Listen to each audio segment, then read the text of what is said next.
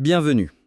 Alors, aujourd'hui, on se penche sur une série d'extraits du 6e volume du Comte de Monte-Cristo, Oui, une matière incroyable, évidemment. proposé pour voir un peu comment ces passages fonctionnent ensemble, quel effet ça produit comme ça en séquence. Mhm. Alors, premier point qui saute aux yeux. Même si, chaque extrait est puissant, très Dumas, Ah oui, l'intensité est là. leur enchaînement rapide, peut-être que ça pourrait être, plus percutant encore. Oui, je vois ce que tu veux dire. En fait, ça touche au rythme et à la gestion du suspense dans cette sélection précise. C'est ça. La faiblesse potentielle, si on peut dire, c'est cette juxtaposition très rapide de scènes qui sont quand même très différentes.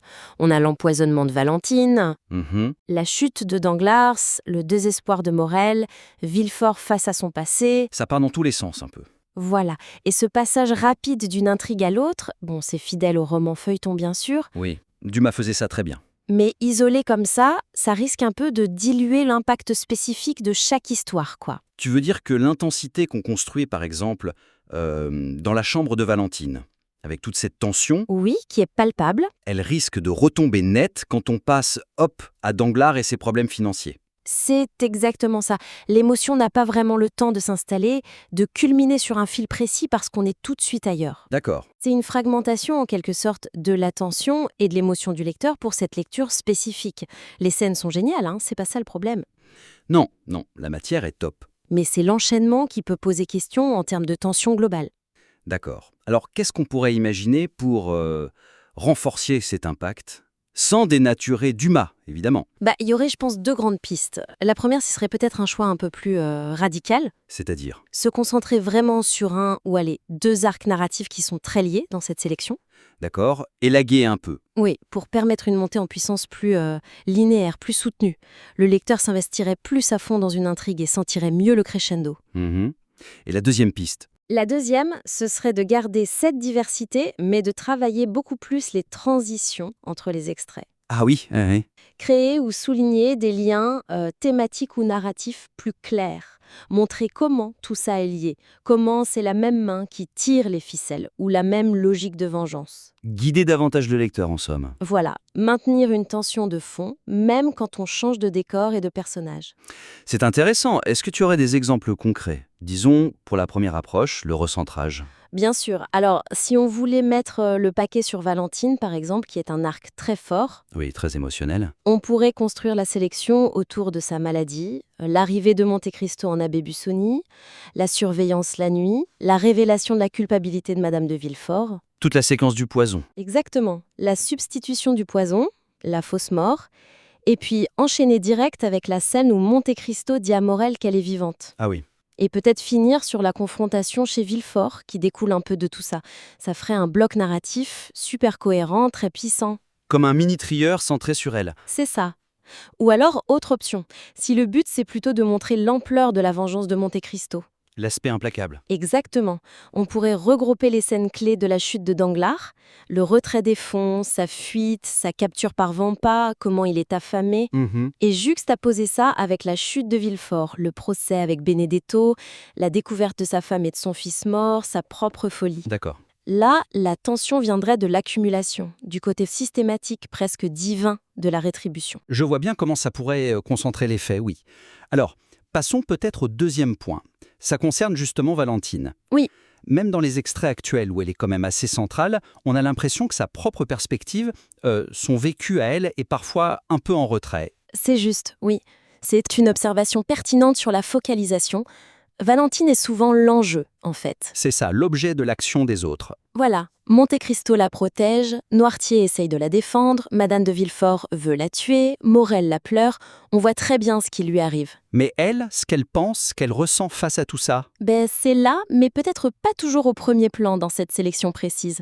Sa voix intérieure, ses émotions, elles sont un peu moins explorées que les actions autour d'elle. on la voit réaliser le danger, oui, elle a peur, elle comprend des choses. Oui, ce n'est pas absent. Mais souvent, c'est l'action de Monte Cristo ou la réaction de Morel qui prend le dessus narrativement à ce moment-là. Même sa résurrection, on la vit par les yeux de Maximilien. Tout à fait. Et donc, la petite faiblesse ici, c'est qu'elle peut apparaître un peu trop comme une figure passive, une victime dont le sort dépend des autres. Alors qu'elle est courageuse, lucide aussi. Exactement. même dans sa vulnérabilité. Donc, si l'idée de cette sélection, c'est de la mettre en lumière, ce serait bien de trouver des moyens d'amplifier sa subjectivité. Comment on pourrait faire ça, concrètement? Alors, en restant fidèle au texte, bien sûr. Oui, oui, pas question de réécrire Dumas, mais on peut choisir et agencer différemment. Ou souligner certains passages. Voilà. D'abord, repérer et peut-être donner plus de poids au moment où sa perspective est forte, son cri, le poison, la mort, Ah oui, quand elle comprend. ou quand elle reconnaît le goût amer de la brucine que Noirtier lui donne. Ce sont des moments de prise de conscience très forts. On pourrait peut-être les isoler un peu plus, leur donner plus d'espace. Faire une petite pause narrative après, peut-être. Par exemple. Ou insister sur sa terreur, mais sa terreur lucide, quand minuit approche, l'heure où elle attend le poison. Mhm. Dumas décrit son angoisse, mais on pourrait choisir de s'attarder un peu plus sur ses sensations, son cœur qui bat, ses pensées. La rendre plus tangible dans son combat intérieur. C'est ça, même quand elle prend la pastille de Monte Cristo. Juste une fraction de seconde pour capter sa dernière pensée, son espoir, sa résignation, avant qu'elle sombre. D'accord. Ce sont des micro-ajustements, en fait, dans le choix et la mise en valeur des phrases de Dumas pour qu'elles soient plus sujet et moins objet de son histoire dans cette séquence. Je vois. Ça pourrait vraiment approfondir l'émotion. Très bien. Troisième point, la fin de la sélection. Ah oui, la clôture. Elle se termine, si j'ai bien suivi, sur Monte Cristo qui quitte Marseille après être passé au château d'If et il pense à aider. C'est très ouvert, non? Peut-être un peu trop. Oui, c'est un peu le sentiment que ça peut laisser. C'est une fin qui ouvre sur la suite du roman, évidemment, Bien sûr. mais après avoir vécu des trucs aussi intenses, Valentine sauvée in extremis, la chute terrible de Villefort, la ruine de Danglars, le désespoir de Morel, On a été secoué, quoi. voilà. Et là, la fin nous emmène ailleurs. Monte Cristo part, il réfléchit, il pense à idée. Pour cette sélection d'extraits, ça laisse un peu sur sa fin un goût d'inachevé par rapport à ce qui vient de se passer. On s'est investi dans le sort de Villefort, de Danglars, de Valentine, de Morel, et la fin ne boucle pas vraiment ces histoires qui étaient au cœur des extraits. C'est exactement ça. La faiblesse ici, c'est ce manque de résolution à l'échelle de la sélection. On a vu la vengeance ou la protection divine en action, de manière spectaculaire, et puis on part sur autre chose. Hmm. Ça laisse en suspens le sort immédiat de Villefort, qui est devenu fou, de Danglars, qui est prisonnier de Vampa, on ne voit pas sa libération ici apparemment. Ni ce qui arrive à Benedetto après le procès. Non plus. Du coup, ça crée une sorte de dissonance entre le développement intense des intrigues et cette conclusion qui s'en éloigne un peu. Alors, quelle serait une fin plus satisfaisante, plus cohérente pour ce bloc d'extraits? Eh bien, ça dépend un peu de l'angle qui a été privilégié dans la sélection, justement. Logique. Si on a mis l'accent sur la chute des ennemis, une fin vraiment puissante, ce serait de terminer juste après la confrontation finale entre Monte Cristo et Villefort. Quand Villefort devient fou? Oui, quand il découvre sa femme et son fils morts et qu'il sombre. C'est le chapitre Expiation, je crois, 111. C'est terrible, mais ça clôt de manière très forte un des arcs de vengeance majeurs qui a été montré. Une fin sombre, mais une vraie fin pour cet arc-là. Et si c'est Danglars qui a été plus développé? Alors, on pourrait inclure ou au moins résumer la scène de sa libération par Vampa, au chapitre 116, quand il est ruiné, affamé, cheveux blancs.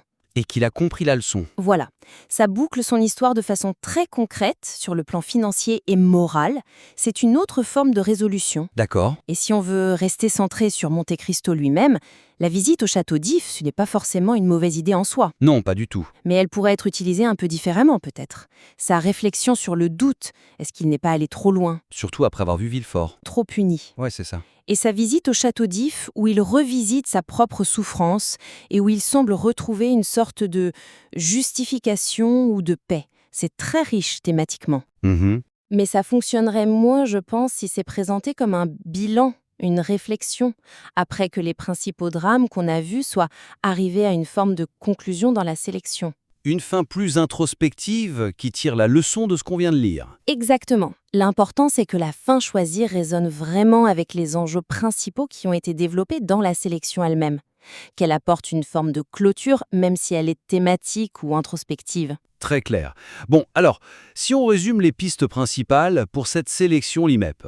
D'abord, réfléchir au rythme. Soit resserrer le focus sur un ou deux arcs pour concentrer l'attention, Oui, soit mieux lier les scènes entre elles par des transitions plus marquées pour garder un fil conducteur fort. c'est ça. Deuxièmement, pour Valentine, Si elle est centrale, essayez d'amplifier sa perspective à elle, son vécu intérieur, en mettant en valeur les passages qui le permettent déjà chez Dumas.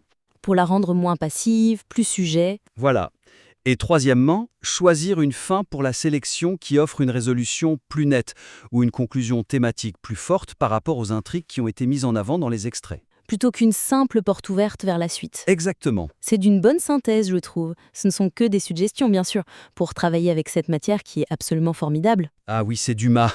L'idée, c'est vraiment de voir comment ces extraits, une fois sortis du grand fleuve du roman, peuvent être montés, agencés pour avoir l'impact le plus fort et le plus cohérent possible en tant que séquence autonome. Tout à fait. Les possibilités sont immenses avec un tel texte. On espère que ces quelques pistes de réflexion vous seront utiles. Mhm.